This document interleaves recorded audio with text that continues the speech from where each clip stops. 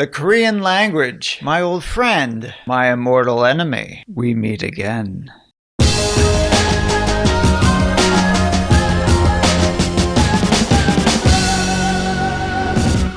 What is KIIP? The last three letters stand for Immigration and Integration Program. You can guess the K. It's a relatively recent program in Korea, less than a decade old, and both enrollment and class availability have increased year on year, because completing the program is now one criteria for a number of residence visas, as well as a prerequisite to apply for citizenship by way of naturalization. There are still other paths to these things, but KIIP stands in the way of most of them, like a path in a quiet, desolate forest that's being blocked by a vengeful samurai. Wait, no, that's Japanese. How about a pengsu? We all know what that is, pengsu? Not the S word. The program consists of levels 0 through 5, with level 0 being a 15-hour 1-week course, levels 1 through 4 consisting of 100 hours each with a final test, and level 5 consisting of either 70 hours or 100 hours if you are applying for naturalization, both courses with their own final test. So that's like 5 different pengsu in 5 different forests.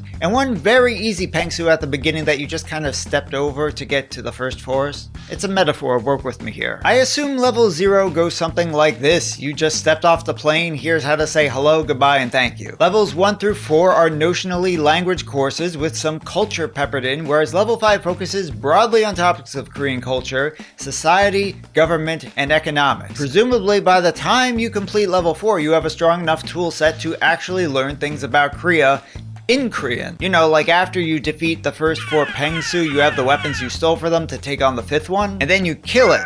But after learning everything it knows first. I'm not letting this metaphor go, so I haven't taken any KIIP course yet, so all this information I'm relaying is secondhand. Plus, details keep changing, so even if I'm right, any part of this could be wrong by next month. This might not even be about fighting a pengsu, it could be, I don't know, a hechi. What I have done so far is taken the placement test and enrolled in the upcoming fall semester. I'll get to the details of all that in a bit. A while back, I took the TOPIK test. TOPIK is a test of proficiency in Korean. It's not KIIP, but it is kind of KIIP adjacent in that you can submit a TOPIK score instead of taking the KIIP placement test in order to place into a KIIP course. So basically, KIIP is pengsu and TOPIK is pororo, and pororo is a gateway to pengsu. And you have to kill them both, but not at the same time. So at the beginning of June, I resolved to sign up for the KIIP placement test, the written test specifically. This was in order to enroll for a course in the fall semester, which begins in mid to late August. Registration for the test opened up at 9 a.m. the first Tuesday of the month, and there was a long wait to get through and sign up due to demand and internet congestion. By the time I was allowed to register, the closest testing site, which was in Suwon, was already full.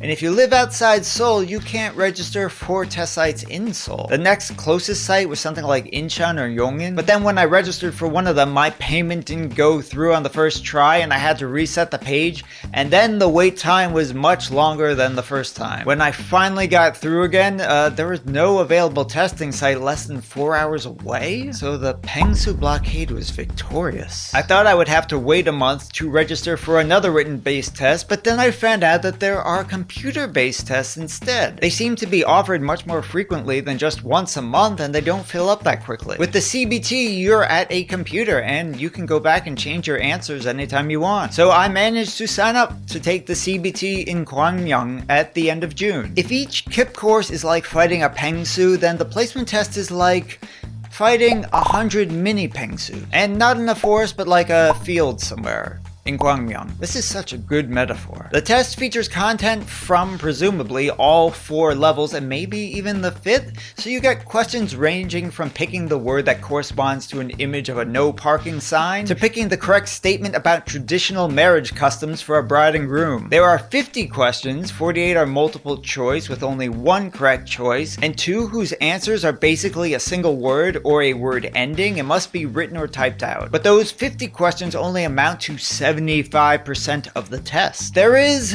a speaking section, which doubles as a listening section because you have to comprehend the questions asked by the proctors in order to answer them. So it's like you have to fight off 75 of the mini pengsus, and the last 25 you have to defeat in a rap battle, except the rap battle is all in Korean, and there's no wrapping. 5 of us went into a room at the same time, and each of us were basically subjected to the same questions from 3 different proctors. So depending on the order you're sitting in, you might hear someone next to you get asked a question first and you have some time to prepare. I tested into the level 4 class, which was as good a result as I could have hoped for. There is no way I'm ready for the final Pengsu, even if it would be nice to have it over with in 1 semester. So I have 2 Pengsu to kill, plus some of the mini Pengsu which survived the first battle and got absorbed into the next Pengsu. Hey, I don't make the rules. At the end of July, a list of level 4 classes popped up on the KIIP website with registration starting in early to mid-August. There are 46 available level 4 classes, 25 of which are online. All 46 classes are based in Seoul, which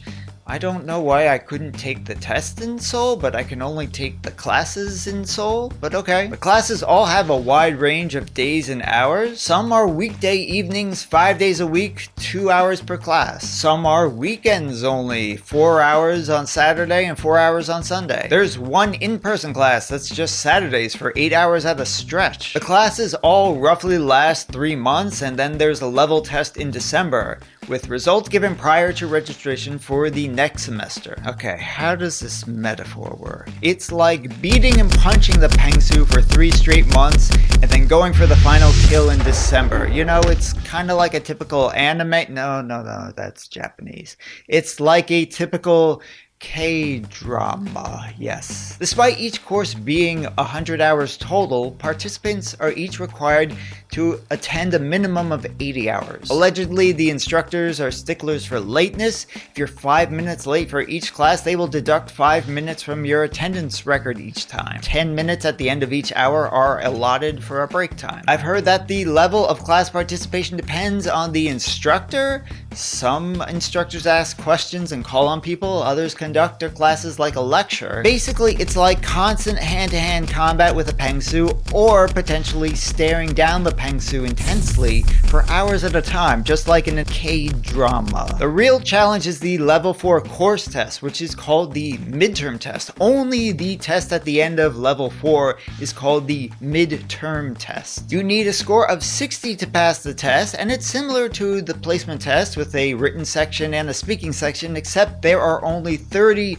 written questions instead of 50, so each question counts for more points. Those who fail the test can freely take it again, or they can retake the level 4 course. And if you retake the course, you only need to pass the final test with a score of 40. It's kind of time consuming. It's like letting a Pengsu beat you down, but then defeating it on an easier difficulty later. But in the end, a dead Pengsu is a dead Pengsu, right? So am I ready to get going and start studying? No. But am I hopeful that my Korean will improve in the process? Also no. I am, however, pretty good at taking tests, and hopefully that skill will take me far enough. Yes, I'm going to try. I'll give an update in a couple months with how the course is going, and I'll let you all know how much of an ass kicking that Pengsu is taking. Or giving.